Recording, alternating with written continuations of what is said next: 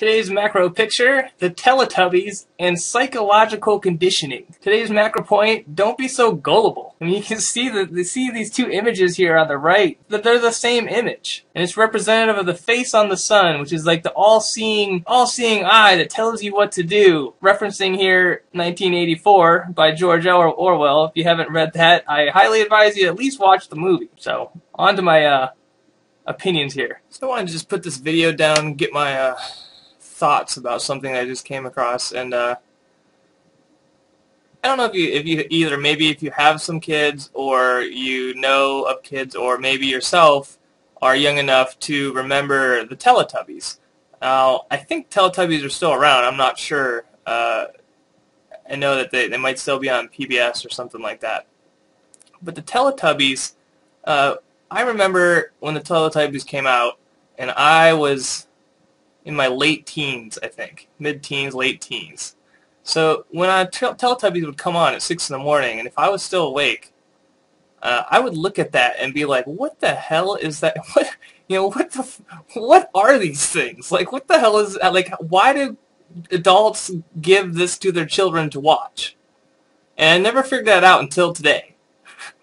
So I came across this article, I'll post the link below, of someone explaining, and the article was written in 1999, so it was explaining all the symbolism behind the Teletubbies, and that the symbolism in the Teletubbies is actually training young eyes to believe that we are all one, which is a good thing and a bad thing at the same time. The good thing about it is, it breaks down the walls of religion. It breaks down a lot of this argument. It makes us a collective mind, so to speak, on a global basis. Now, I mean, that's got plenty of good points to it. But it's also, the scary thing about that is that if we are all one, then we are so close, and that if everybody believes that we're one, then everyone's just going to follow each other around and do the exact same thing over and over and over. So, I mean, yes, genetically we are very similar, but just the psychological conditioning of the we are one makes you believe that you are not an individual and you have no individual thought. Now just think about that for a moment, and just think about how mind-warping that process is, to have a children's TV show teaching children that can barely talk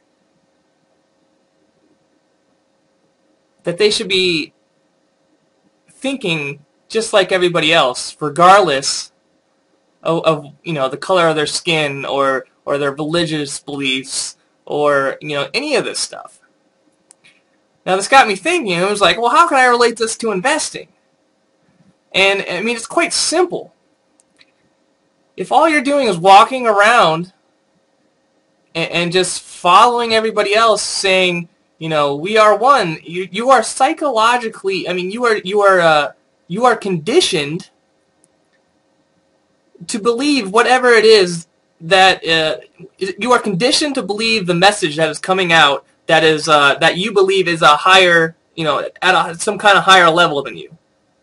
So if there's a television that's coming out and projecting a message of some kind, you have been conditioned to believe that that message is the message that we all are thinking. And I just, I'm not against the whole, we are one thing, but there's aspects of it that, like I was saying in the beginning of this video, there's aspects of it that are great and wonderful. But there's aspects of it that, you have to be mindful and have your own thoughts and your own beliefs. You have to follow your own path. You can't just blindly go down, this path of conditioning. Because at the end of that path of conditioning is going to be some kind of, flip of the switch, and you're going to get screwed. So, I mean, It's kind of like the word gullible. You can't be gullible. You have to have a little bit of, cynic in there. But I mean, it's cool to follow those positive things, but you also got to be mindful of the tricksters, because the tricksters will take advantage of the gullible people that only think positive things. So, like I've said in the introduction to my channel, you gotta go through the middle there. You gotta balance back and forth between the bullshit that's out there that's trying to condition you, as well as piecing together the things that make sense in your own mind. Because that's what makes us one. And that's the only thing that makes us one. Your individual beliefs. Because I see the world through my eyes. I don't see the world through your eyes. So if you believe what I'm saying, and you follow everything that I say, then you're just a Teletubby.